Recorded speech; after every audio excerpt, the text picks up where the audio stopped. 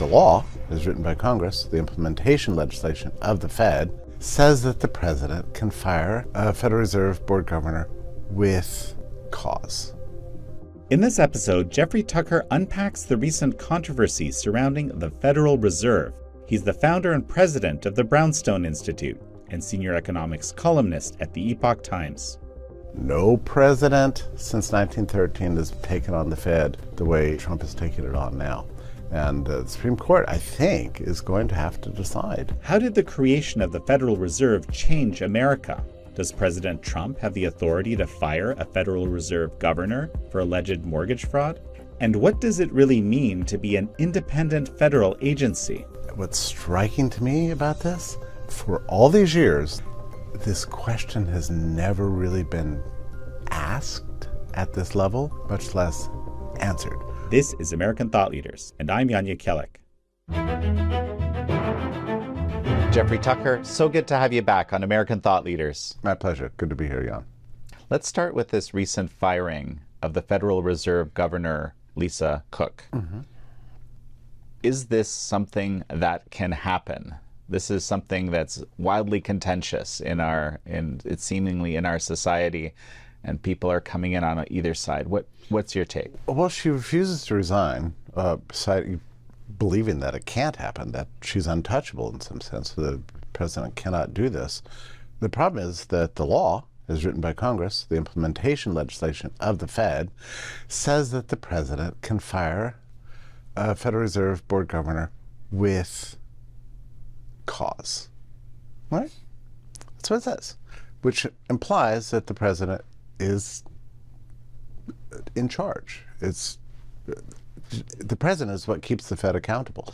Now, Trump believes this, and so he found somebody on the board that he can fire with cause. Now, the allegation, I have to say allegation because that's the way we talk, but actually it's true. She named two separate primary residences in her mortgage applications. You can't have two primary residences. The advantage for doing that is that you get favorable interest rates because on your primary residence there's less risk, so you get a more favorable loan rate. So she got two favorable loan rates. And then you've got really interesting problems concerning the deductibility of interest. You can only deduct the interest that you pay on a loan from your primary residence. If you buy the second, third, and fourth house, that's on you. So actually, this is a federal crime to do this. And maybe it's common. Maybe it goes on all the time. We don't really know. Maybe there's a certain class of borrowers who just do this routinely. Lisa Cook treats it like it's no big deal, like a parking ticket or something like that. But it's actually a federal crime. So if you're looking for some reason to go after a Fed board governor with cause, this is a good cause. So I think Trump will prevail in this particular case, but it will have to be decided most likely by the Supreme Court. What's important here, Jan, is there's a lot more at stake than just this one regulation about residences and mortgages. It has to do with whether and to what extent the Fed is actually accountable to the President of the United States. That's what's at issue. What's striking to me about this is that the Fed has been around since 1913. This question has never really been asked at this level, much less answered. For all these years, this country, we've pretended as if there's such a thing as an independent central bank, and everybody knows what that is. Well, there's another word for independence. That is unaccountable, right? I mean, independent sounds great. Unaccountable sounds bad. Well, the Fed's unaccountable. They've not been held to account for any outside audits in its entire history. Any political intervention is widely seen by financial markets as something like a catastrophe. You're risking the nation's financial stability, and so on and so on. But in the end, we are governed by this document called the Constitution. And we're a nation of laws. And the Constitution has three buckets It has a judiciary, it has a legislative branch, and an executive branch. In the org chart of the federal government, printed by the federal government, that everybody agrees is true, the Federal Reserve is under the executive branch and reports to the president. You can see it. The org chart is very clear about that. You can say it's independent. Well, is that just sort of a norm that we just have a hands-off policy? Well, this is what I was going to ask, because, you know, certainly in the judiciary, precedent is hugely important. It impacts a great many things. Is that the case here? Because clearly, as you've outlined, the precedent has been, you know, independence.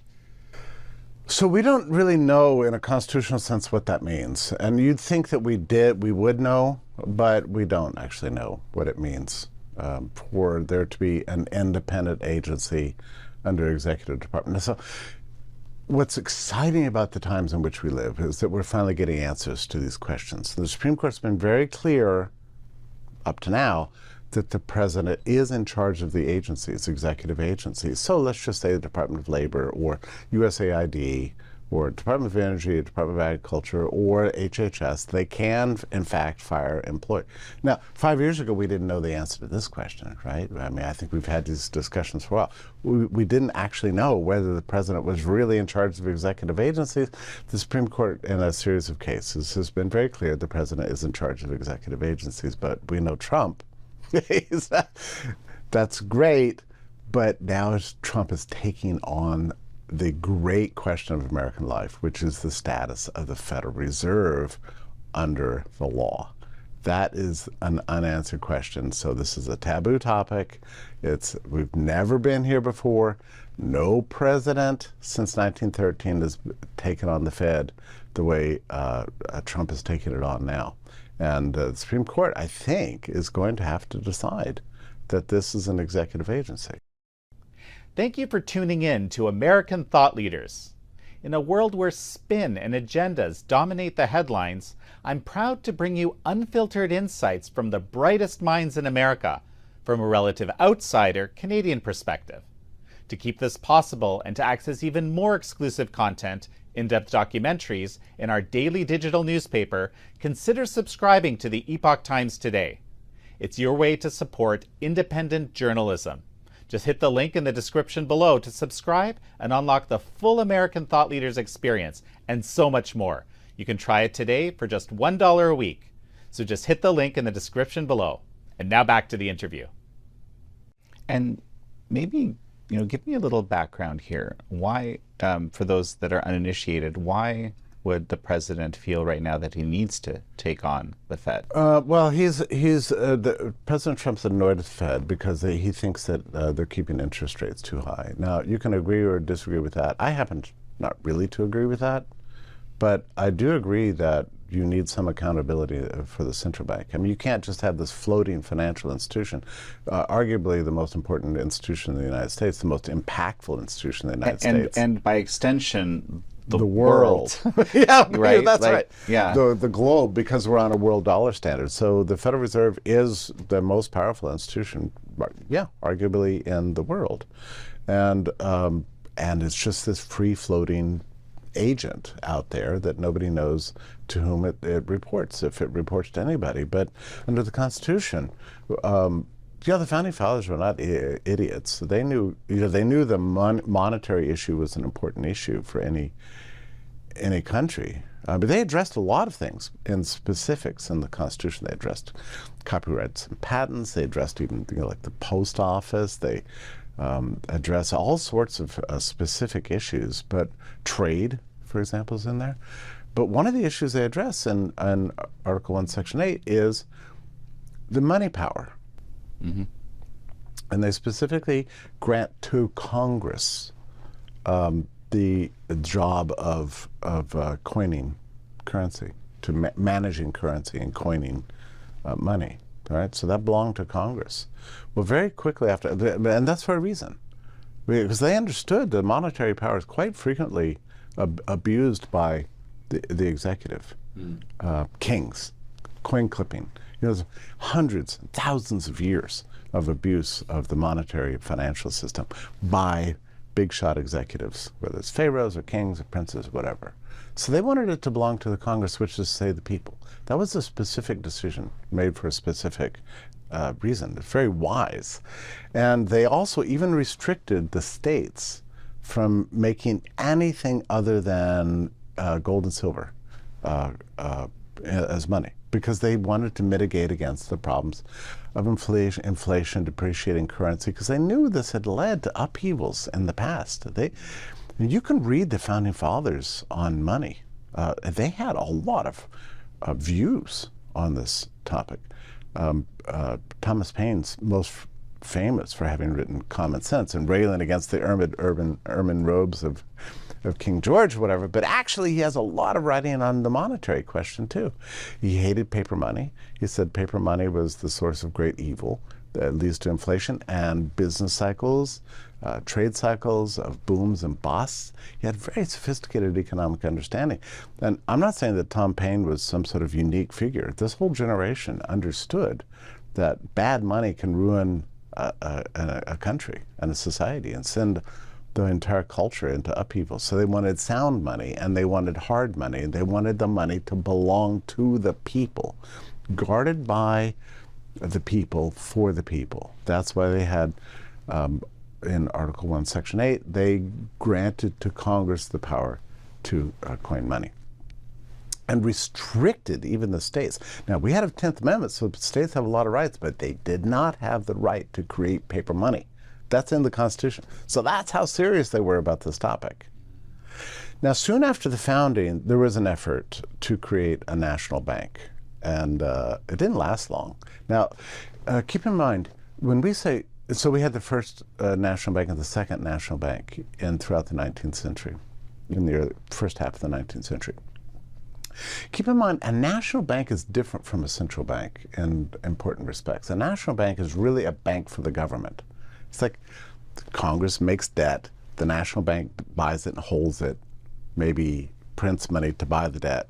And so they have this relationship between the bank for the government and the government has its own bank. I mean, that's the national bank. Now, famously subject to all sorts of corruption, as even from my description.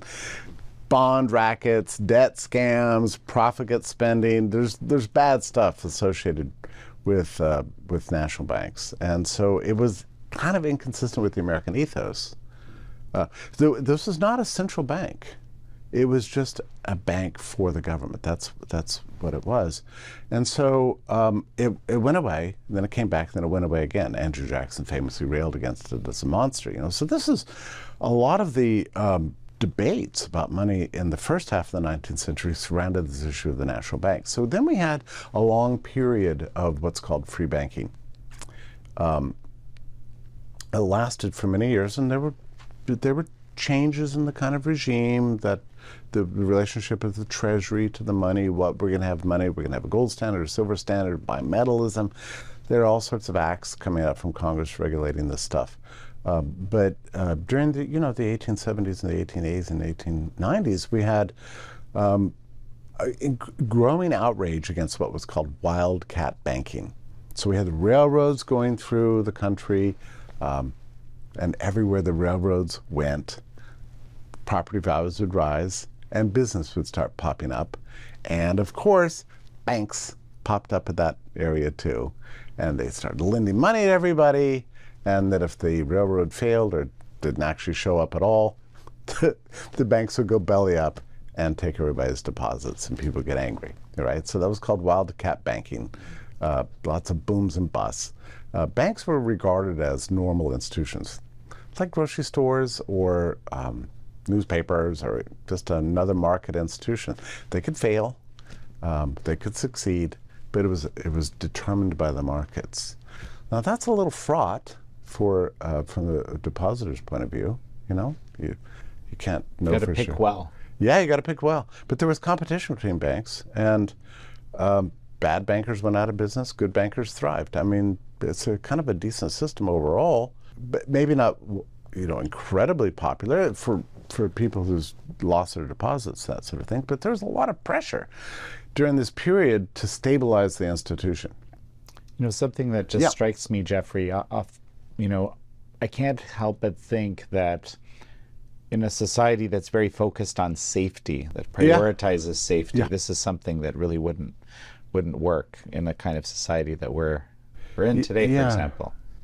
Yeah, it was, even in the world, it was an unusual situation. America had a uniquely free system. There were other examples of free banking in this period of history, but America had a pretty darn free system. It was imperfect, but it was pretty good. No real guarantees, at least not from the center. So it was pretty good system. And look, you have to grant that whatever you can complain about the system, but it actually was a kind of handmaiden or shepherd of the greatest period of growth in industrial history, really. What happened to the American economic structures between 1860 and, say, 1910 was a marvel for all the world. It was during this period where we got the commercialization of steel. We created new cities with skyscrapers. We had sound recording and photography and flight and electricity, lighting up homes and cities, and communication, telephones. It was just the most marvelous period of invention and expansion of incomes, a democratization of prosperity that we saw in America, made America famous all over the world. I mean, in the second half of the 19th century, there was a growing sense in the entire planet Earth that whatever America was doing, they were doing it the right way. And democratization of prosperity. I love that term. Well, all the incomes were rising, and across all classes. It's not like the tales that you hear from the Gilded Age, which the rich got richer and the poor got poorer. No, I mean, all the data shows that everybody was growing wealthier systematically. Yes, some more than others, but everybody was better off. And the monetary system we had was free banking at first, and then we had a codified gold standard after the Civil War. And that was a government imposition. The beautiful thing about the gold standard is it restrained congressional spending. There was no ability to print. The existence of physical gold restrained credit expansion. It put money in the hands of the people. Gold and silver circulated among the people. So this was a hard money country. Gold coins dangling in your pockets, and banks, if they were issuing notes, which they did, they would keep gold in their vaults, and it was a good system. It was a brilliant system. Remarkably, during this period between after the gold standard and then all the way up to say 1910 or so, what happened to prices? Well, the value of the money gradually grew. I mean, imagine that. You save money, and then after 5 years, you go back to that money that's in your mattress, and you find that it's more valuable than it was when you put it in, right? That's a remarkable thing. We call that deflation now, but at least under the gold standard, it meant that the propensity to save was, even apart from the interest you earn, you would be rewarded for your prudence, for your frugality, right? And so America became a country of frugality and saving. Saving was always rewarded. Prosperity, invention, creation. I mean, it was glorious. It's no wonder, by the 1890s, almost all of European politics said, we've tried the aristocracies, we've tried our monarchies, we've tried our kings and queens and multinational big shots running everything in our empires, but let's face it, we're all going to eventually be Americans. Look at what they're doing over there. And so this experience really did inspire the entire planet Earth, and America was never more confident than it was under the gold standard in those years. It was also in those years that we developed all of our civic pride, stories of the founding fathers, our national holidays, the music that we associated, the marches, and the flags and the signs and symbols. American pride, and you could say even patriotism, was born during this period, and for good reason. And I guess my point is that this is all very interesting, but that the monetary regime being hard money, money belonging to and controlled by the people and by independent enterprises, was a major reason for that. So now we have to fast forward to the Fed, because that's where things really began to change. And so, this is, now we're talking about 1913. And so what, just very briefly, why? Well, a lot of it had to do with the Panic of 1907. But like in all politics, sometimes the crisis is exaggerated for a reason. But there was something like a frenzy after 1907. We can't stand this system anymore. Ups and downs, and bank failures, and panics, and we don't know if the money is there. This is a problem. We don't know if the debt holders are even going to be paid. We need to bring science to monetary policy. So one of the things that was part of the ethos of the time, you could look at the prosperity that unfolded over those 30 or 40 years and say, that's a miracle of entrepreneurship, enterprise, and freedom. Or you could look at that and say, wow, this is a consequence of good managers, excellent engineers, excellent science, the primacy of rationality over randomness, right? There's two interpretations you could give. Mm-hmm. So as time went on, that second interpretation prevailed. So there's a growing sort of valorization of expertise and management. And they said, look, we should bring this spirit that's given us all these great inventions in the private sector to government itself. Let's put the experts to work on banking and money. And the experts did come together, famously at Jekyll Island, and put together this new institution. It's a funny institution with a funny name, because it's actually not a national bank. Yes, it is a national bank, but it was more than that.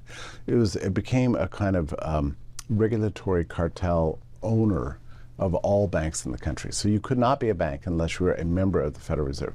Federal Reserve was going to be responsible for all clearing systems.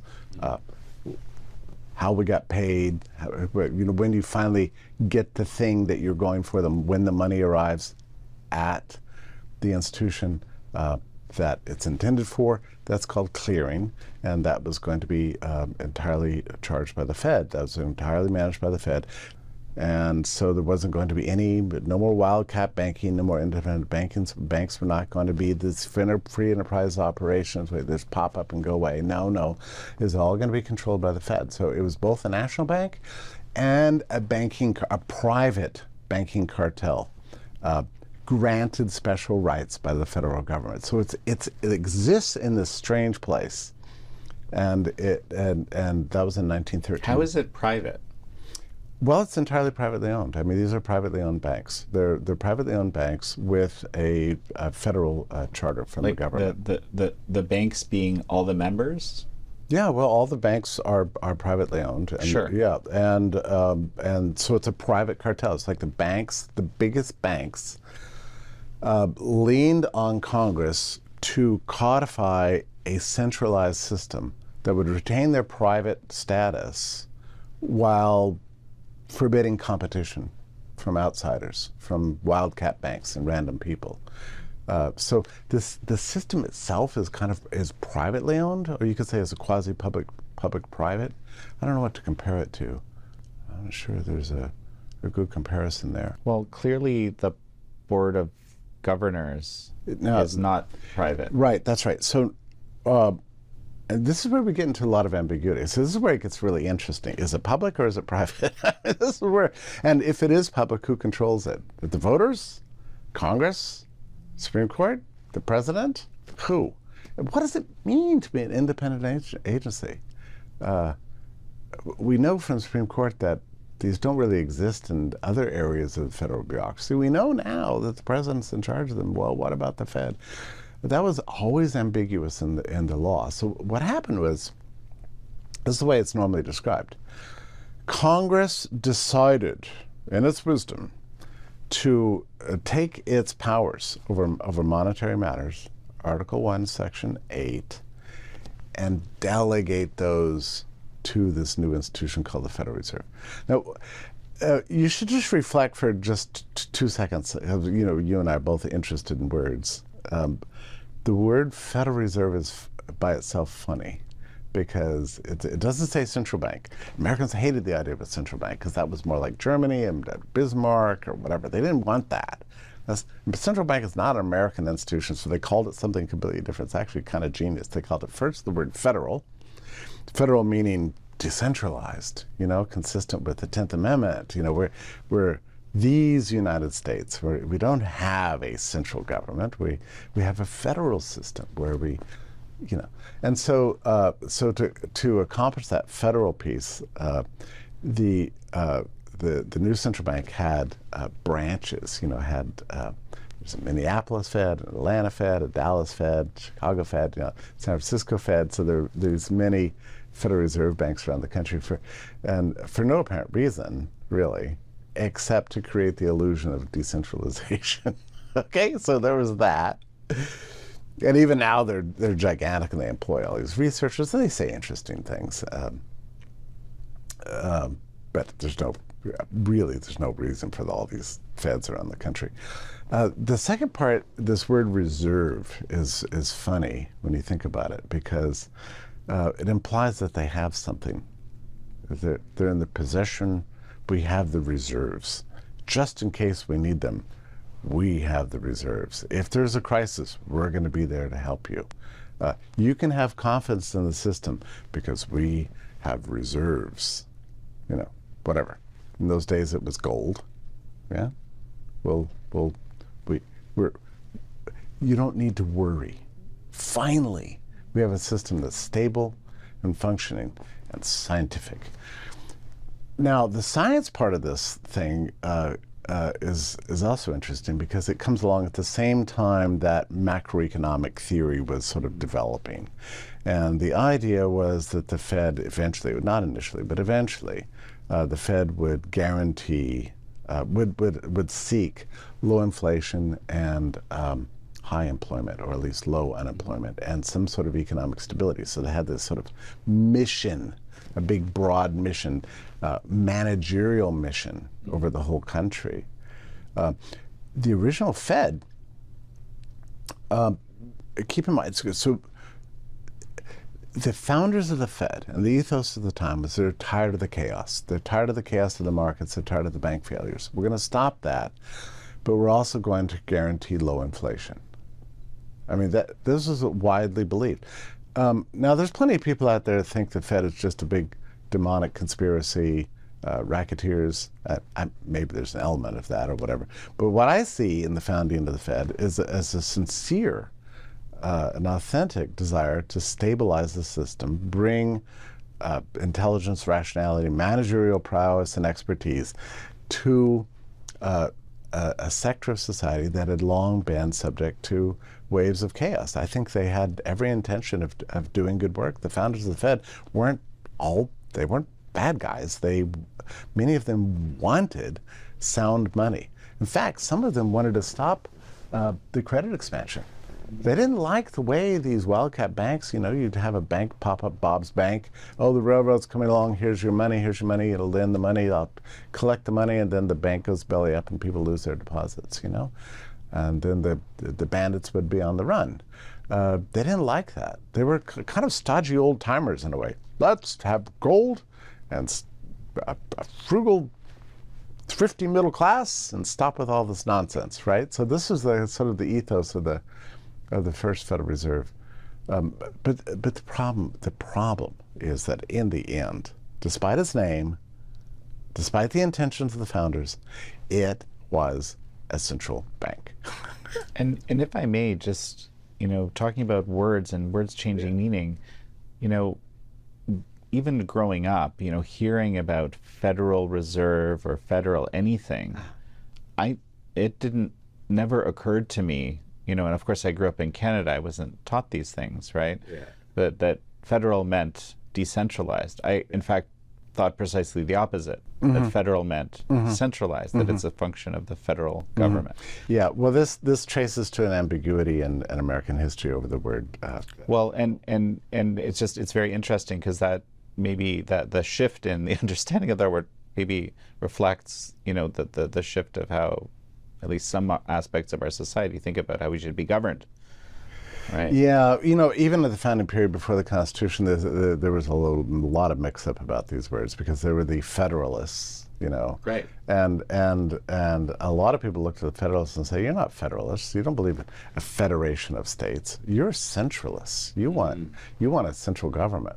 The people who objected to the Constitution came to be called the Anti-Federalists. Now, that's funny because, of course, they were the real Federalists.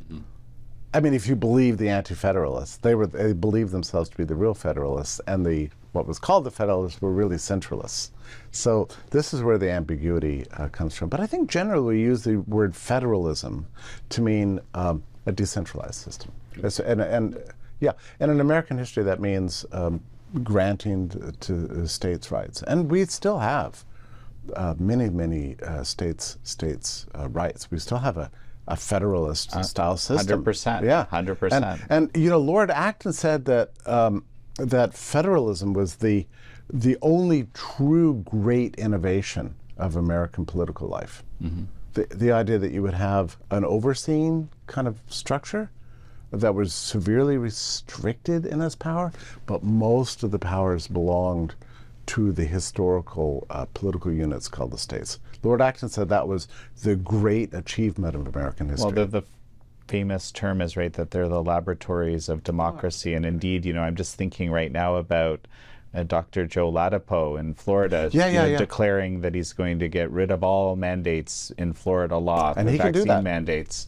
And there'll be other states that, you could call them super mandates, that believe, this is kind of the opposite of that. And in fact, some have even declared that in response to this, something in that vein. But there you go. There's that opportunity. You can see how does this play out. It's a great example, right? Yeah, it's a great example. But we're deviating here. Let's go back to the important. It's important, and it connects to our topic because of the very name Federal Reserve. I mean, this thing never would have gotten through under any circumstances under a different name. If it had been called the Third National Bank, it would have been dead in Congress in no time. But because it was called a Federal Reserve, or the Central Reserve, or the Central Reserve, or the Central Bank, or the Bundesbank, or the Bank of England.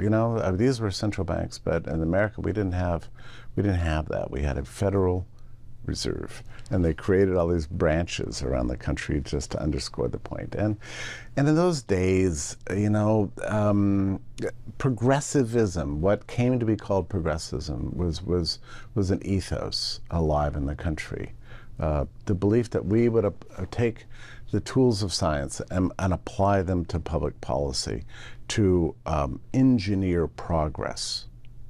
This was the essence of progressivism, and that revealed itself in a number of ways which we now, I think, find regrettable, like eugenics policy was a progressive kind of policy. Prohibition of alcohol was kind of this mandatory uplifting the population, a consequence of progressivism. But 1913 was a remarkable year because you had, I'll tell you, another aspect of progressivism was the income tax. I mean, before 1913, just imagine, every penny you earned, you got to keep. It didn't belong to the federal government at all. I mean, they had no access to any of your income before 1913. And so we had a constitutional amendment that enabled the income tax.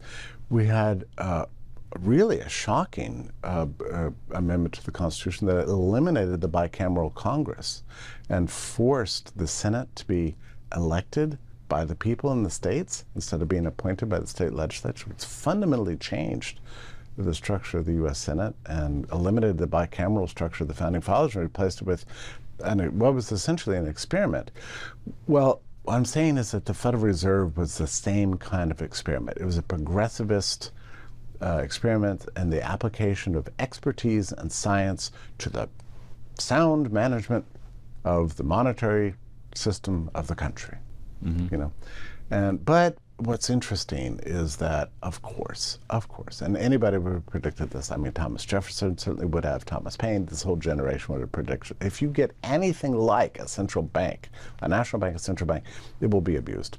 It will be abused immediately. But no matter the intentions, whatever, it'll be abused. So what presented itself soon after the Fed was founded? The war in Europe, the Great War.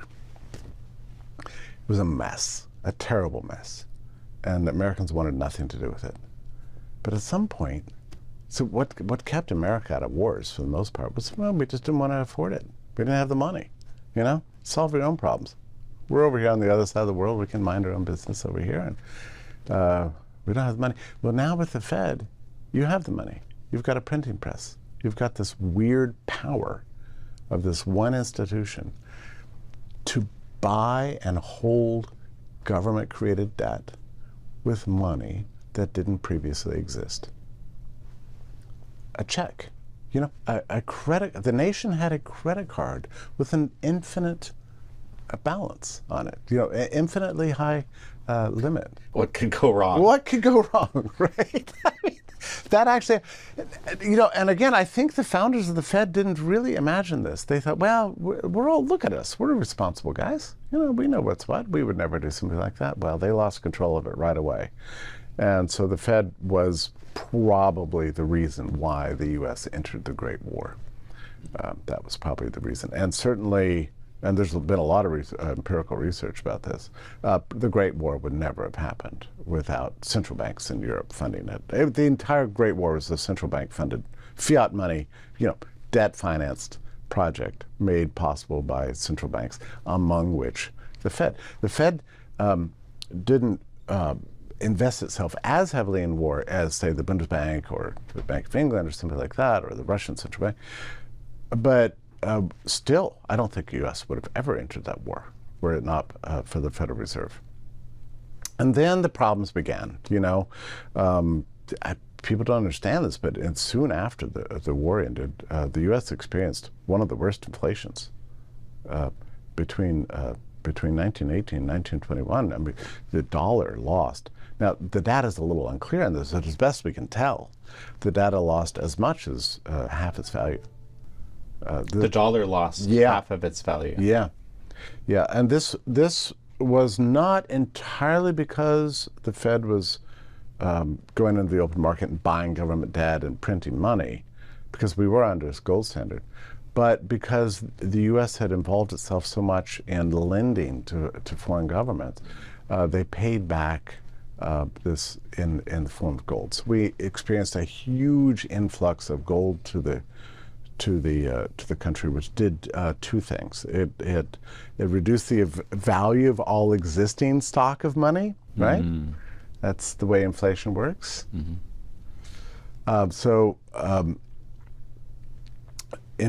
A huge importation of gold from abroad led, just like it did in the Spanish Empire, an importation of gold leads to inflation. So we experienced this big inflation, in part because of the war, and then a business boom that resulted in a huge business cycle bust in 1921.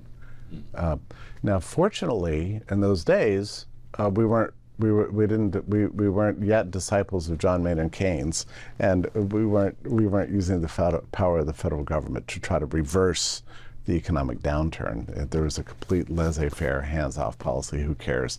And the thing corrected itself in 18 months. We were back again.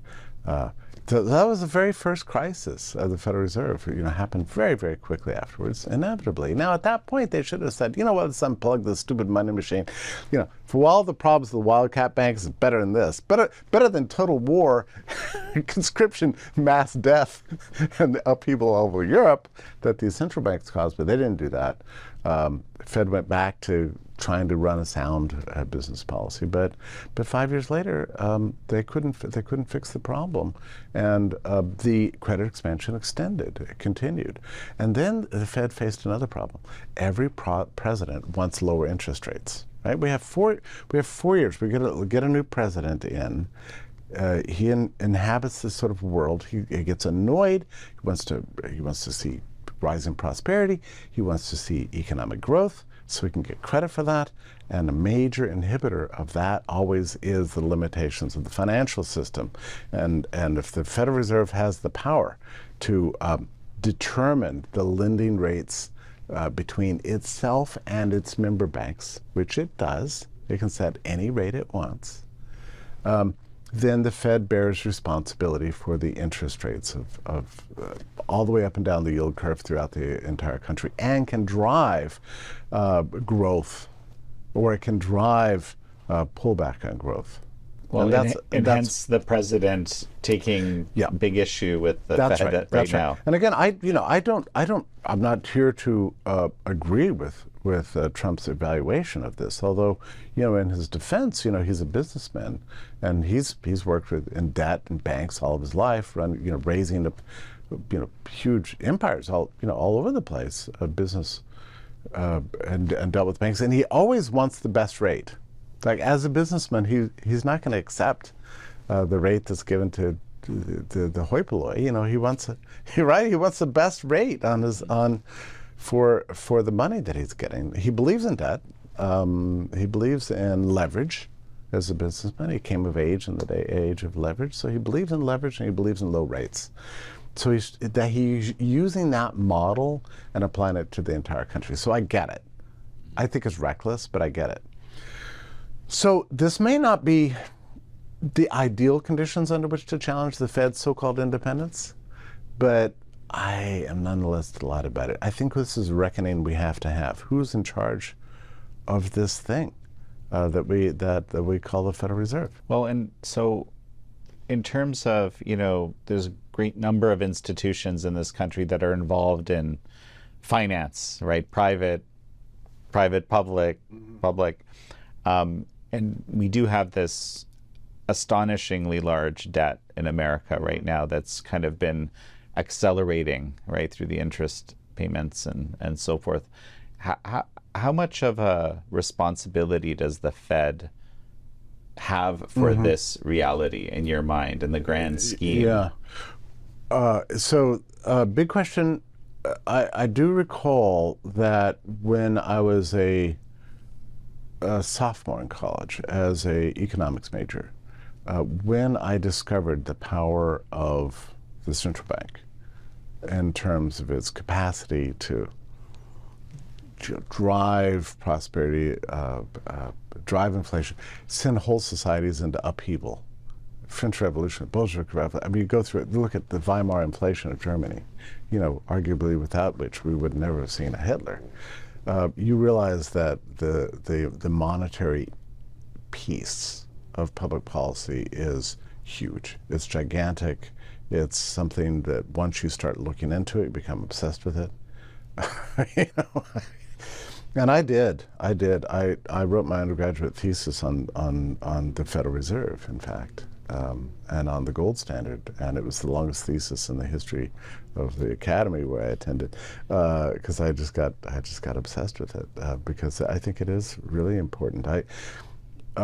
Lots of people argue for a constitutional amendment to balance the budget. A lot of people want the Congress to cut spending and so on and so on. But until you unplug the Fed's capacity to just print money and cover up for all the profligacy of Congress, we're never going to get there. We need sound money, or we're never going to get anything remotely like a balanced budget. It's the Fed that makes it all possible.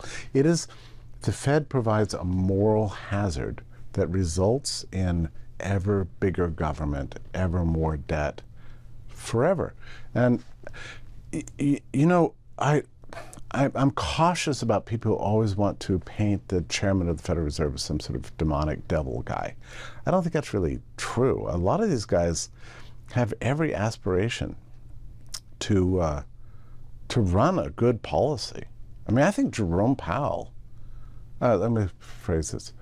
I think Jerome Powell knows what's right. And I think he wanted to run a sound policy.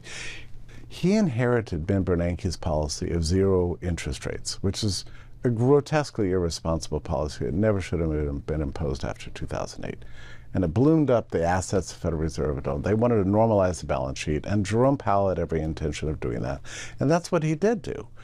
He started cranking up interest rates a little bit at a time, wanted to normalize Federal Reserve policy, make it more responsible, clean up the Fed's balance sheet, get all these bad mortgages off the books, and set us back on a good policy. He is a sensible, reasonable human being. But they came to him in early 2020 and said, Mr. Powell, you may be a good manager of the monetary system. You may be a good and respected head of the banking system. You also have responsibilities to larger issues like the priorities of the federal government, too. And we've got a virus on the way. And we're going to have to deal with this in a big way. This campaign you have to raising interest rates has got to stop. Right now, starting now, I don't have a transcript. I don't know for a fact this happened, but you can look at it in the data. They got to him, said, you have to serve the cause right now. You are federally chartered. You have a responsibility to the government here. We want these interest rates to fit and match what's about to happen.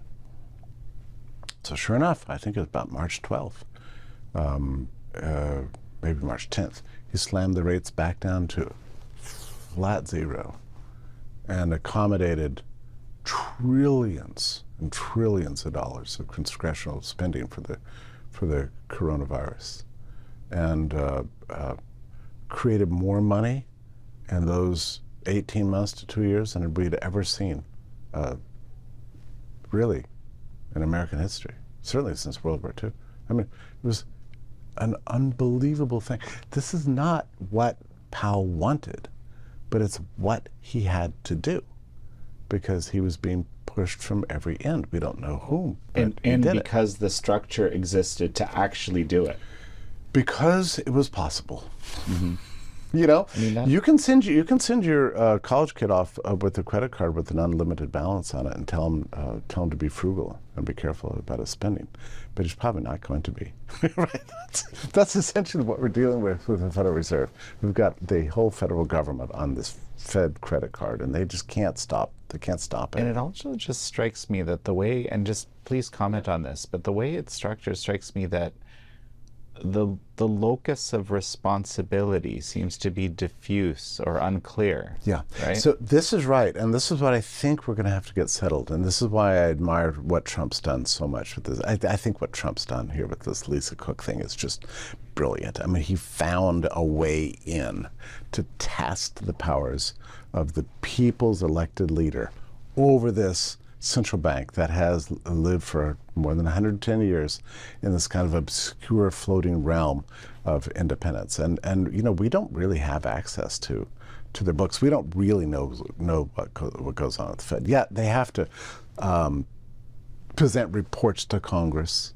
The government can audit them like they audit the Pentagon or anybody else, but they've never been exposed to an outside audit like any big company would be. They've never been outside. Even the Rand Paul's introduced legislation, his father before him, going back decades, to audit this thing. It still has not been audited. So there's weird stuff going on. It's an unaccountable institution. It's really a beast. It's responsible for the financialization of the U.S. economy, the explosion of the capital goods sector at the expense of the consumer goods sector. It's arguably been the reason for the blow up of the managerial state and for the puffiness and frothiness of the corporate world, the centralization of business.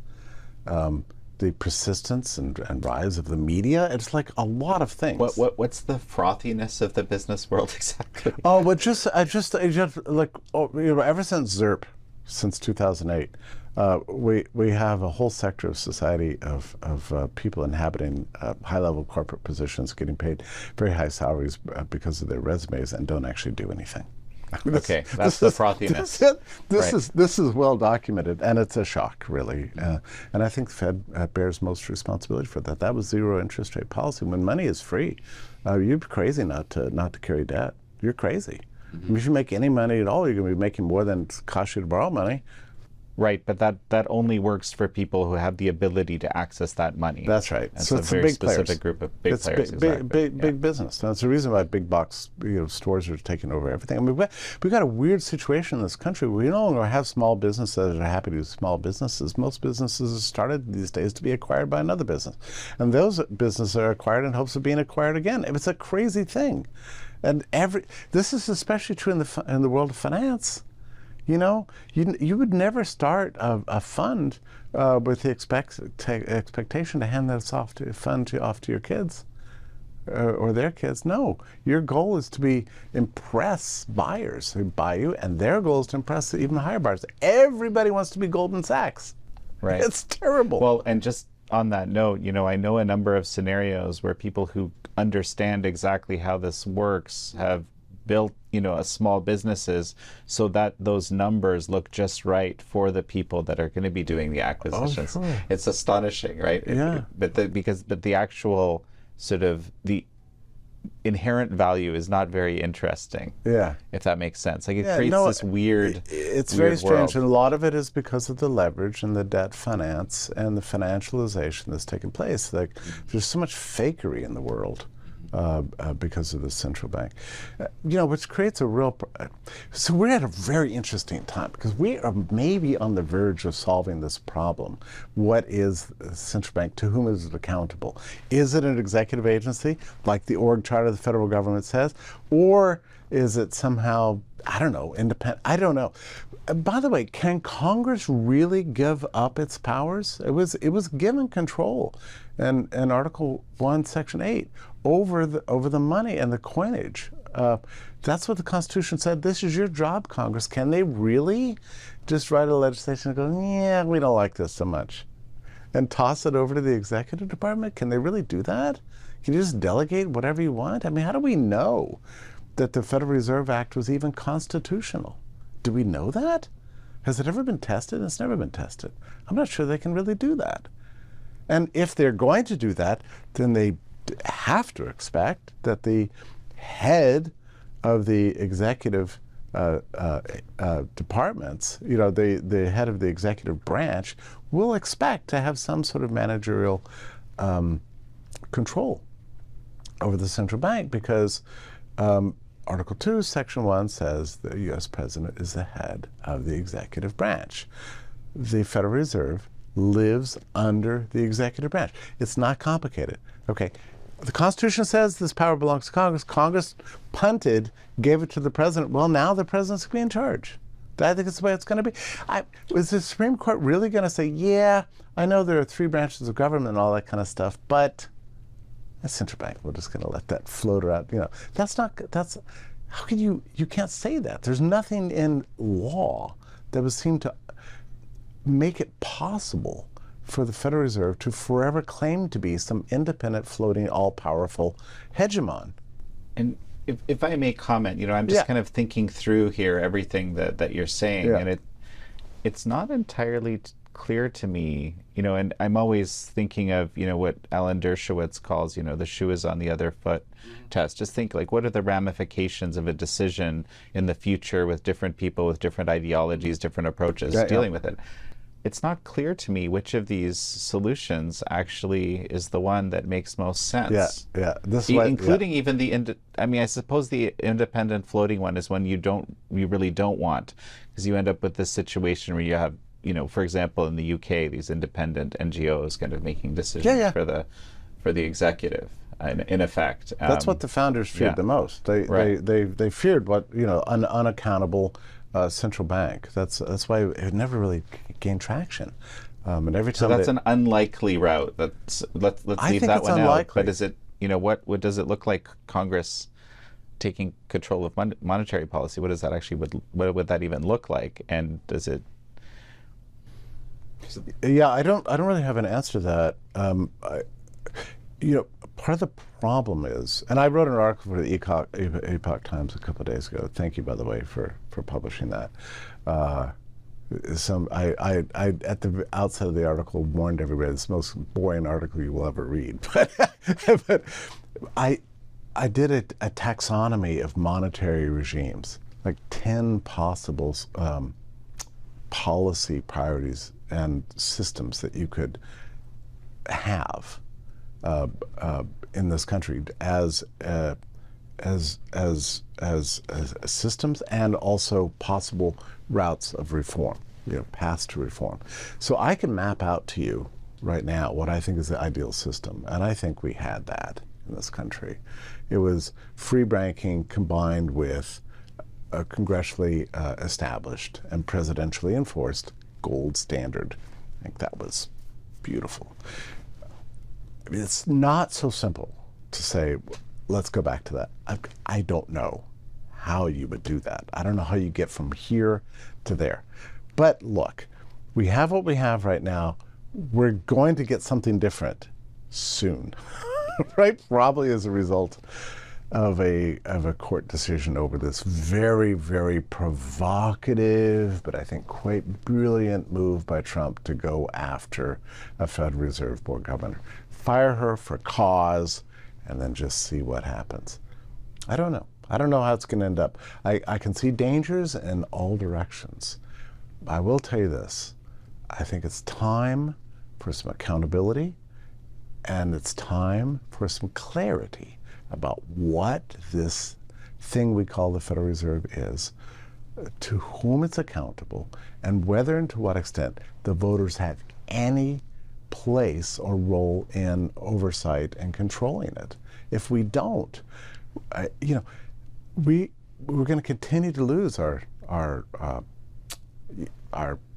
economic freedom, our independence, our aspirations for an enterprising economy with frugal people who can save money and be rewarded for doing so. There has to be a change. We live in times of great nostalgia where people want to recapture what we've lost as a nation. Freedom, independence, frugality, prosperity, families that can live off one income, and so on. So none of this is going to be possible unless we can figure out a way to restrain the Federal Reserve. I think in a circuitous and sometimes fumbling way, President Trump gets that. Intuitively, he understands that. This institution must be held to account. It must be accountable to the people and to the people's representatives. And I think that's a good decision. I think it's a good step. Let's see how it turns out. Well, Jeffrey Tucker, it's such a pleasure to have had you on. My pleasure. Thank you, Jan. So everyone, before we finish, I want to try something a little different. I met a new friend, Andrew Sorcini, over at Beverly Hills Precious Metals. He's been working with someone I trust very well on purchasing gold, silver, other things. And it's actually a huge opportunity to kind of learn about what's happening. I've been watching the gold market, and I think it's the highest price ever, actually, that it's at right now. Can you just tell me what is going on and what does that mean for investment? And by the way, just as a caveat, I am myself deeply invested in gold, not with Andrew's company, but I see that as an excellent place to put wealth these days. Oh, yes. So for the past 5 years or so, the BRICS nations, which are Brazil, Russia, India, China, South Africa, and now a whole slew of other countries, they're trying to de-dollarize the globe, meaning they don't want the world's trade to work on the dollar. And what this has done is they've been hoarding the Earth's gold in record amounts with the idea of coming out with some sort of a central bank digital currency that's gold backed. That's been the single driving force on why gold has been blasting off recently, and really it feels like there's no end in sight. Well, that's interesting, but isn't this sort of working? Are you basically saying if I'm investing in gold and silver and precious metals that I'm actually working against the United States here?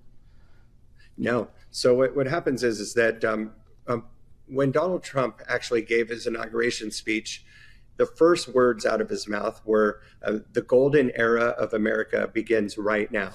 And he keeps throwing out these gold innuendos, and a recent one actually ties into what's happened this week. So a little while back, he actually tweeted on X. It said, "He who holds the gold makes the rules." And on that day, gold went to $3,500 an ounce. Then over the next couple of months, it did go down below $3,300. Today, it's sitting at $3,550.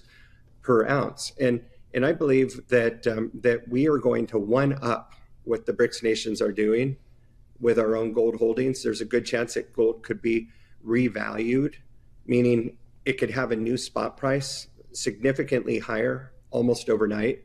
And for people out there that might be watching, you can Google that. Not that everything's on Google is true, but you can get a general consensus as to whether or not this is possible and why it would benefit countries. And just to close out this thought, here in the United States, this would be a way that we could wipe out the national debt by reevaluating the gold spot price. It could happen, because if we're not doing that, there's no way for us to ever eliminate that 30-something trillion dollar debt. Well, right. I mean, gold is kind of fascinating. You know, one of the big theory I remember back in the day was when basically America went off the gold standard, there was this kind of weird expectation among people that gold was just going to bottom out to industrial prices. But frankly, that didn't happen. It went in the exact opposite direction, right? So gold has this very strange staying power. I don't know if this is the reason for President Trump's particular fascination with it, but what do you think? I agree with it 100%. And just talking about the Fed Reserve, if for people out there that might be seeing that Trump's been battling with the Fed Reserve chairman, trying to get him out of there, it's not a reserve. So all it is something that was put in place when we went off of the gold standard, which has been a little bit over 50 years ago. And actually, it was last July that we really took a big hit in America. And this didn't hit the so-called mainstream media. We went off of the petrodollar in July of last year. Saudi Arabia's 50-year contract on the petrodollar ended in July, and they just chose to not renew it. So technically, our dollar is not backed by anything real at this point. I mean, we've sort of known that for a while. And also, a news article came out this week where the foreign bank holdings now for gold exceed their treasury holdings. That means that the foreign banks are no longer investing in the dollar. They would prefer to invest in gold right now. Well, no, and in fact, I was just actually looking at a graph that actually speaks to this. I mean, there isn't a ton of trust in the euro either, or even less, but there is this increased interest in gold as the place where people store value. Yeah, it's all the currencies out there for pretty much every country. Many of these countries are like America, where they do have a big national debt, or their currency just doesn't have the value anywhere close to other countries' currencies. So I believe that that the way that we spend money is about to change forever. So we're probably going to go to something digital. Like for me, I like sports. I live in Los Angeles. I go to Dodger games. They don't take cash there.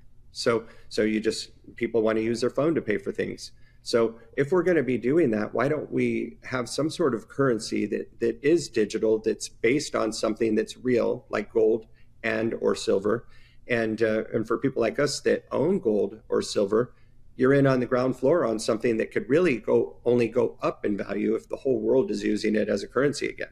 You know, the reason that I shifted, the holdings that I have into gold mostly is because I view it as a kind of a safe store, right? And so this is what's interesting. I mean, it is at a record high price right now, but generally you don't hear that you want to buy high, right? That generally you hear buy low, sell high, that kind of thing. I'm not looking to buy and sell. I'm looking to have a place where I have safety. Yeah, absolutely. So I'm talking about the idea of buying high. Okay. I talk about gold a lot, but when I talk about gold, what's good for gold is great for silver. And silver is something that's been heavily manipulated for years, meaning that the big banks out there would not allow silver to break out of a $20 to $25 per ounce range. So it would literally go from $20 an ounce to 25, back down to 20, up to 25, and just continue. And it was all these people were investing in silver, hoping that it could get back up to $50 an ounce, which is the all-time high, and exceed that at some point. Even in 2011, silver hit $49 an ounce. Gold was $1,900 an ounce. Today, gold is at $3,550 an ounce, and silver's at $41 an ounce. So if you look at the ratio, silver should be a lot higher right now than it is. But the good news for silver is that it has broken out of that $20 to $25 range, and that the odds of it going past $50 an ounce and into an area that we've never seen it go before are very strong. So at this point, I do like investing in silver with it being at a higher spot price than say before, because people have waited years for it to break out of that $20 to $25 range. So I think that for precious metals, it's now. Well, no, and I appreciate you clarifying around silver, because I always had this question in my mind, like, why would I do silver, at all, right? I mean, I'm very simple in this respect. Okay, you have to forgive me here. Yeah, it's one thing that people can do to own gold and silver is people oftentimes will do a cash purchase, and when they contact us for a cash purchase, they go on our website, they fill out an online form, and they ask us to contact them, and we do, and we're not super pushy. We give people time to be able to speak with their family members, financial advisor, or even pray about it. So we're not going to berate somebody because they can't make a decision to make a purchase on a 10-minute phone call. So it's we've been doing this for a very long time, but it's people should reach out to us because they can roll over a portion of their retirement account to hold physical gold and silver that's stored at a third-party depository where it's fully insured. It's not stored at our office, and it's not a taxable event. And these rollovers, that's what they're called. They only take about 10 days to get going. It's we're having more people contact us now than in any time in the 40 years that I've been doing this. Tell me a little bit more about this retirement aspect, because I'm Canadian. We have our own system, right, of how things work. Give me the kind of the nuance of the distinction if you're putting it into a retirement type account versus just buying casually. Okay, so it only works for the U.S. based retirement accounts. Mm-hmm. But if you have an IRA, say at Fidelity, okay, I'm just using them as an example, and let's say you have $100,000 in that retirement account, and you want to own gold and silver in that retirement account, then you would reach out to us. We'll help you do a rollover. What happens is we do an onboarding appointment with our IRA custodian, which is not Fidelity. And our custodian will ask Fidelity to send, let's say if you're doing $20,000, they would send $20,000 over to our custodian. Once it funds, okay, then we contact you and we say, hey, the 20,000's there. Now it's time to get you some gold and silver. Then we do the gold and silver purchase, and it's not considered a distribution. It's not a taxable event. And now you have physical gold and silver that you can see on a quarterly statement or daily online at any given point. If you live off of your retirement account or you pull from it regularly, you're able to do that. All you have to do is either leave enough cash in it to do it or sell us back a little bit at a time. People do both options. And it's not just IRAs. If you have a 401k from a company that you no longer work at, or if you're currently working at a company that you do have a 401k and you're over 59 and a half, those can be rolled over. You might have a government TSP account, an inherited IRA. You can have a simple IRA. Those can all be rolled over into precious metals IRAs. And so, but what is the, let's say everybody were to listen to you, what would that look like? I love that question. So earlier I mentioned that really only 1 to 2% of Americans understand this and understand how gold and silver can help their portfolio. It's my estimate that if that were to somehow bump up to 10%, that would probably wipe out all of the physical gold and silver that's available, and it would probably drive the price sky high. It's the people here don't really get it, but it's I'm out there spreading the word, and it's great because it's helped so many people over time. I mean, I've had Beverly Hills Precious Metals since 2010, and so for more than 15 full years, I've been helping people with retirement accounts and in like a call center format. But prior to that, since 1985, it was my first job working in the coin business, and I remember early on, I couldn't understand why these men would walk in with wads of cash, trade cash for stacks of gold. And I just remember asking the boss there, like, why would they want gold more than cash? Mm-hmm. And he told me, he said, the cash isn't worth anything. It's just paper with numbers on it. The gold is worth something. And ever since then, I got it. Well, I was chatting with Jeffrey Tucker, and one of the things we were talking about is coin stores. And, something amazing about coin stores is that they're actually kind of these coins are a physical representation of actually of freedom, of people's freedom, of people being able to hold wealth themselves. They're in their own hand, in their own way. There was a time when owning an actual $10 gold note or a $10 gold coin were the same, because that the coins backed the note. But now that is no longer the case. So it's to me, when you invest in gold and silver, you are investing in history. You're investing in part of what made America such a great country, and we're still a great country. We just need to revamp how we spend money, and to me, gold and silver is where it's at. Well, wonderful. Listen, I appreciate you taking the time, and you, as I said, you've come very, very well recommended, and I hope some of our viewers will have the chance to work with you. Oh, me too. So hope to be back.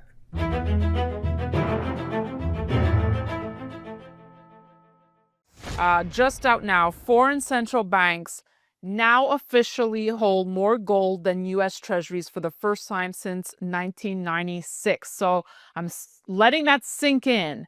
But what is that telling us, Chris? Well, global central banks have been buying gold pretty aggressively for the past 10 years. It has accelerated with the arrival of Donald Trump in the White House. Chris Whalen, he's a titan in the world of finance. He's the chairman of Whalen Global Advisors. For the past couple of days, all eyes have been on the Shanghai Cooperation Organization, or SCO Summit, that took place from August the 31st to September the 1st.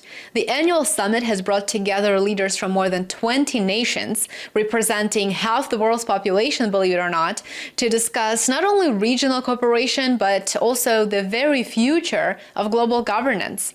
Western mainstream media still can't get over the fact that Russian President Putin and Indian Prime Minister Modi were seen walking hand in hand, while just a day prior to that, Modi and Xi Jinping announced that it is time for the dragon and the elephant to dance.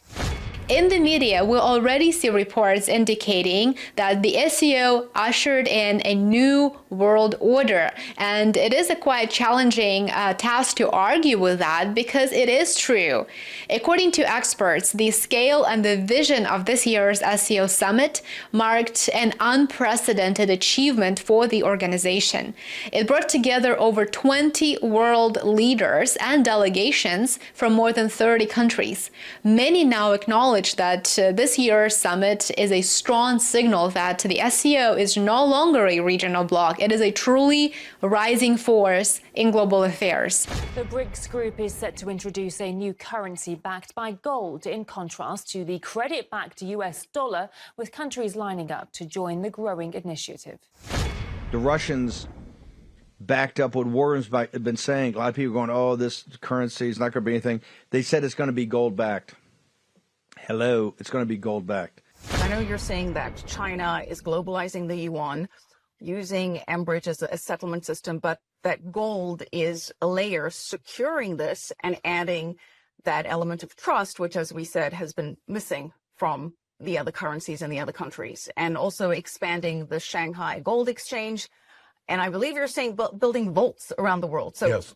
Break that whole system down for us. It is to internationalize the ability for traders or clients, I guess you could call them clients, which would be central banks, other countries in the Middle East, in Africa, in Asia. Let's call it the Belt Road. The idea is to internationalize the yuan for trade amongst the Belt Road, which is all throughout this area, in particular Asia and Africa, eventually into South America, to facilitate trade over the Enbridge system, which is instant settlement, free from SWIFT intervention, and settle any and all imbalances in gold, which will be built amongst a series of multi-jurisdictional vaults. The first vault, built by the Shanghai Gold Exchange, operated by the Bank of China, will be in Hong Kong. Whenever there is deliveries out of China, it has to come out of Hong Kong. So it would be deliverable right now in China for any country that's doing business with China and accepting yuan in payment. They can deliver that directly to the Shanghai Metals Exchange in Hong Kong and take delivery off of the exchange if they want, or store it there if they want. The next one that is going to be built will be in Saudi Arabia, and then from there on, it will be sprinkled throughout the Belt Road, eventually throughout Asia, Africa, and South America as a way to disintermediate, if you will, or to break up from having one player hold all of the metal. It will be sprinkled amongst all of these jurisdictions to even establish more trust so that it's not jurisdictional, that everybody has some gold amongst all of these jurisdictions, and it makes it much easier rather than, say, the COMEX or the Bank of England holding everyone's gold. It will be spread around this entire new ecosystem to not only provide the legitimacy that gold does and the settlement and authenticity that the blockchain does, but to have it spread amongst various jurisdictions. So you don't get the moment like the Bank of England saying to Venezuela, yeah, it's your gold, but we're not giving it back to you. Sorry. We don't want to see that. And this is, I think, a way to really make it more foolproof in terms of its acceptance and of its legitimacy. Other countries that China does trade with will also be putting their gold in these vaults.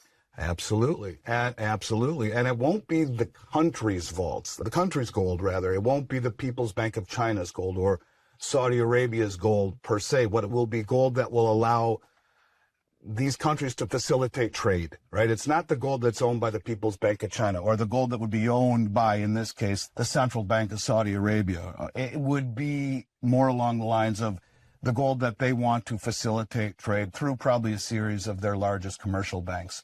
It's a way to trade and settle in gold, not to post your own country's sovereign gold. So there's a little bit of a distinction there, but nonetheless, it's using gold as the, in essence, as the reserve or as the authenticity of a system that is trying to find trust in a world that seems to have gone astray from trust. Something big is happening with the dollar, and they're counting on you not understanding until it's too late. Stablecoins, programmable, controllable digital currencies backed by U.S. debt are now being built into the core of America's monetary system. It is a big week for the crypto industry. Stablecoins could be the solution. Because they're backed by real-world assets like dollars. I think that'll give regulatory clarity to stablecoins. This is not an auto pen, by the way. Depending on who you ask, some believe they're a solution, a bridge to a crypto future and the answer to America's debt disaster, while others believe they're a Trojan horse, a CBDC by another name, not built to free you, but designed to control you. But no matter where you stand, one thing is clear. Stablecoins are about to change the future of the dollar, and therefore your savings, your privacy, and your freedom. But what exactly are stablecoins? How are they tied to U.S. debt and federal power? And is it really about innovation, or is it about control? Let's get into it. Last week, the Genius Act was signed into law, which gave a regulatory green light to private companies issuing their own U.S. dollar-pegged digital currencies, otherwise known as stablecoins. Now, stablecoins fall under the cryptocurrency umbrella, but what makes them stable is that they are pegged one-to-one with an asset. That asset could be anything, but in today's video, we're going to be focusing on US dollar stablecoins because nothing says stable and true store of value like the US dollar. Am I right? Well, maybe not exactly, but sarcasm aside, this big shift to embrace stablecoins isn't just about innovation or crypto adoption. There's a major strategic reason that the government is rushing to adopt stablecoins. See, under the Genius Act, the Federal Reserve now plays a major role. They determine who gets licensed. They control who has access to the Fed master accounts, and they can audit, monitor, and shut down reserve access as needed. So just because they're not the ones issuing the token doesn't mean that they don't control the infrastructure that these private companies rely on. And that is just how it's set up today. Imagine how it's going to be in a couple months, a year from now, as new legislation or new boundary pushing gets tested. Think about it. What happens the next time you speak out against the government with something you don't agree with, or you attend a protest that they don't like? What happens when your money can suddenly be programmable, frozen? Is that freedom? But it looks to me like stablecoin, Tether in particular, is going to be the future of the U.S. dollar payments. And this is where a lot of people on the right, certainly, are very afraid of control grid, because a stable coin is not necessarily like Bitcoin. You can stop it, you can control it, you can see who sent what to whom. There's a lot of fear about this, and particularly, although I don't see any maliciousness, there's fear that Elon and the PayPal mafia and Peter Thiel, all guys you've met, all guys you've had on the show, I think are actually quite nice people, that they're going to bring in the new with AI, and we're all going to be locked in, and Stargate will bring cancer mRNA vaccines that'll be mandated. I mean, people are spinning up over this stuff. And I'm not saying that they're necessarily wrong or there should be no concern, but we are moving towards a digital dollar, and it will have aspects of control. In 2012, Ripple XRP is released to the public, and today it is being considered for its new stablecoin. Stablecoins, such as Ripple's RLUSD, are digital versions of fiat currencies. While Bitcoin may arguably be a decentralized currency, stablecoins can be programmed and tracked as easy as any CBDC can. It's the same thing, just a different name. In 2012, Ripple XRP is released to the public, and today it is being considered for its new stablecoin. Stablecoins, such as Ripple's RLUSD, are digital versions of fiat currencies. While Bitcoin may arguably be a decentralized currency, stablecoins can be programmed and tracked as easy as any CBDC can. It's the same thing, just a different name. Immediate reaction is, I think there's some more education needed in the marketplace. I think there's a lot of discussion around a CBDC, what it is, what it isn't. Is it the government going to be spying on citizens? All this kind of thing. So I think there's a education required. At the end of the day, I think the federal government, trumps state governments in this. But I think really, I don't think the citizens have anything to be concerned about. CBDC is a digital representation of fiat currency. It's likely to get implemented in pretty much every country around the world. It's coming. There are going to be some great advantages to it, great use cases that will, people will get benefit from. So I see news like that and think, okay, well, this will probably disappear when people get a bit smarter, a bit more educated about what's really going to happen. Crypto people aren't just in it to make a buck, they're in it to change the world forever. These are not shallow people. These are people who can answer every single question except who was Satoshi, which they don't answer. Someone should answer that. Nope. I think we know. Anyway, in fact, I have a friend who's probably sitting here who told me he did know, but I don't believe him. And I don't care if it was the CIA. It doesn't matter. The idea is still a great idea. Obviously, it was the CIA. I think we all know that. It's like Signal. They got there first. It's a honey trap. You have this balance of power between the people and the bankers. And now what is happening under the guise of COVID-19 is the bankers have decided they no longer want to. The head of the Bank of International Settlements is the central bank of central banks.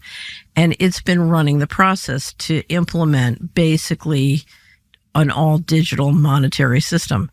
And they have innovation hubs all over the world. They've been running this process for a long time. And in 2020, when the pandemic started, or it was October 2020, so the pandemic was underway, the general manager of the Bank of International Settlements was on an IMF panel. And in 1 minute, it's the first time in my life I ever saw a central banker tell the truth. I fell off my chair. And he said, the beauty of this is we can set the rules on how your money works, and we have the technology to enforce them.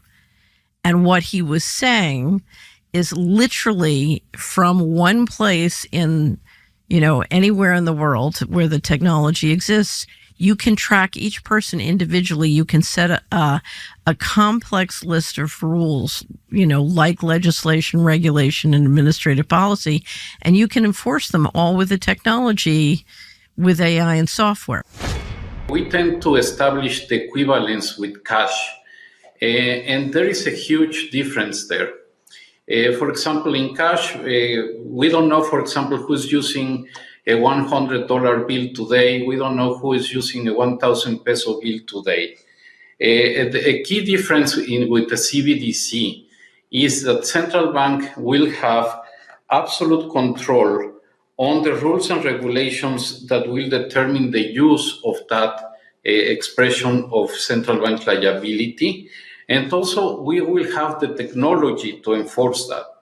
Those two issues are extremely important, and that makes a huge difference with respect to what cash is. The nature of money is going to change quite dramatically. The old systems of trust and of ownership will have to adapt radically. Maybe the financial system will become so complicated as AI takes over more and more of the action that it will be just too complicated for the human mind. Money itself is just a cultural idea. And we learn it in the last few months. Putin has accumulated these hundreds of billions of dollars as a war chest, preparing for this war for years. And it was astounding to see how the financial system can just freeze this money. And it makes you think, what is money? I mean, he thought he had all this money, and apparently he doesn't. The BIS is the Bank of International Settlements, and it's the central bank of central banks. Where is that located? It's in Basel, Switzerland, and it has 63 of the most powerful central banks as its members, and the New York Fed and the Fed are both shareholders. They became shareholders in 1994. In one sentence, what's the purpose of the Bank of International Settlements? Okay, so there are two things you need to know about the Bank of International Settlements. I'm not sure my brain's big enough for this, but keep going. It is. Okay. It has sovereign immunity. What does that mean? It's above the law. It's its own country. Right. It's its own country. It has its own police force. And essentially, other than one of its staff being in a car accident or, minor things, no one has the legal authority to move against it. Okay. It has sovereign immunity. That's number one. Number two, it can move money and hold it on its on its balance sheet and manage money secretly.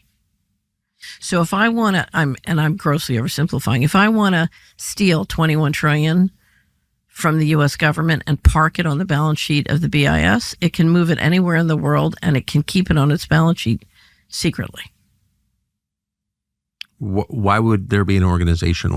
First of all, where does its power? Like, who empowered it to have sovereign immunity and the right? It was created after World War I and sort of collected its powers and got going in the 30s. And it was created in theory to manage the reparations of the German government. But if you read the real history, it was because the Bank of England and the central bankers wanted an entity that had sovereign immunity. They wanted to be able to move money secretly. So, for example, if you look at what happened during World War II and all the money that was moving back and forth between the Germans and Americans, Dulles was over in Switzerland helping to manage all these transfers back and forth. So there's a wonderful book called The Tower of Basel by a wonderful Hungarian journalist where he documents and describes the whole history of the Bank of International Settlements. And if you want to understand power in this world, understanding how the Bank of International Settlements and the plumbing of the central banking system works is very, very important. As Yuval Noah Harari, whom you will have the pleasure to listen to in this conference, said, "Money is the most universal and most efficient system of mutual trust ever devised. The unified ledger system would build on the trust of the two-tier system of today's financial system. All transactions are carried in commercial bank money, but their final settlement happens in central bank money." People need to understand finance. At the present moment, I think that maybe 1% of the population really understands how the financial system works. What happens if this number goes down to zero? No human being, no president, no prime minister, nobody in the central bank understand finance anymore because AI has made it too complicated. This could lead to a political and social crisis of a kind we've never encountered before. It could lead to power shifting from humans to algorithms, to alien forms of intelligence. I believe that sometimes we need giant leaps that deliver a fundamental rethink of the financial system and foster the development of entirely new architectures. Now, AI is the first tool that we created that can actually understand finance better than us. Because, finance in the end, it's the easiest thing for an AI to really understand. It's only data, it's only information. No, I think maybe in a couple of decades when people look back, the thing they will remember from the COVID crisis is this is the moment when everything went digital. And if this was the moment when everything became monitored, that we agreed to be surveyed all the time, not just in authoritarian regimes, but even in democracies. And maybe most importantly at all, this was the moment when surveillance started going under the skin. The nature of money is going to change quite dramatically. The old systems of trust and of ownership will have to adapt radically. And what we're seeing in the world today, I think, is we are on the brink of a dramatic change where we are about to, and I'll say this boldly, we're about to abandon the traditional system of money and accounting and introduce a new one. And the new accounting is what we call blockchain. It means digital. It means having a almost perfect record of every single transaction that happens in the economy. Folks, I've been warning you about this for months, years on my podcast. Digital IDs are coming. It's only a matter of time. If you thought vaccine passports were bad, digital IDs would be even worse. It'd be the worst surveillance nightmare you can imagine. This is Richard Werner, the top academic scholar in the world on central banking. He wrote the book and did the documentary, The Princes of the Yen, about the Japanese central bank. Here he is in Malmo, Sweden, in May. The nature of this CBDC, what is it actually going to look like? They never talk about that. Right. But I heard one European central banker tell me what it's going to look like. He saw it, and it was around this large and would be implanted under your skin. So look, I've been in the financial industry since 9/11, the day before 9/11, and I've owned stocks, bonds, mutual funds, real estate, crypto, gold, you name it, I've owned it. But the one thing that's very important part of my portfolio all these years is gold. I love having a percentage of my net worth in gold that I have access to in case of many different things. A few facts you need to know about gold. Number one, the gold market cap is $11.8 trillion. Since 2000, the compound annual growth rate for gold has been 9.24%, and during times of high inflation, 3% plus, has been 15.35%. Now, those are just some numbers for you, but there's some other benefits to add gold to your portfolio. Number one, hedge against inflation. Number two, results showed recently that 93% of central banks are working on a CBDC. So this means what? That could be a manipulated currency that they own. If you own gold, it's a non-duplicatable asset. You're now hedging against CBDC taking place. Number three, a potential cyber threat. If it happens, you don't have access to your money. You don't have access to your accounts. Well, you have access to your hard physical gold. Number four is anonymous. No one knows you have that gold. And last but not least, diversification. CBDC. If that happens, we're done. And so my question to you today for this Rich Dad Radio show, this is fake money. Believe it or not, this is fake money. It looks like a Kennedy $50, but if you lift it up this way, it's fake. It's copper. This started in 1964. This little fake $50 is now worth $10, but it's fake. This here is real silver. It's about $35. Not that much. Everybody can afford $35. And this here is real gold. And we don't give investment advice, but right now I would do my best to get your head out of you know what and stop working hard and saving this stuff here. This is fake. This is fake. This is real. And this is real. Good luck to you all.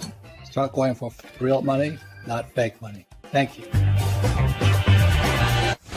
My name is General Mike Flynn, and I want everyone to know that I stand fully behind Beverly Hills Precious Metals and its owner, Andrew Sorcini, a great friend of mine. We are facing one of the greatest periods of financial uncertainty in American history.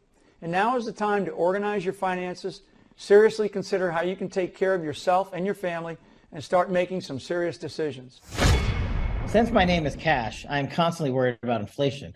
But to secure your cash going forward, buy into gold and silver today. Go to bh-pm.com today so you can go buy in gold and silver and secure your family's future. bh-pm.com. Call Beverly Hills Precious Metals, get your consultation, buy into gold and silver just like I'm doing today, and help secure your family's future.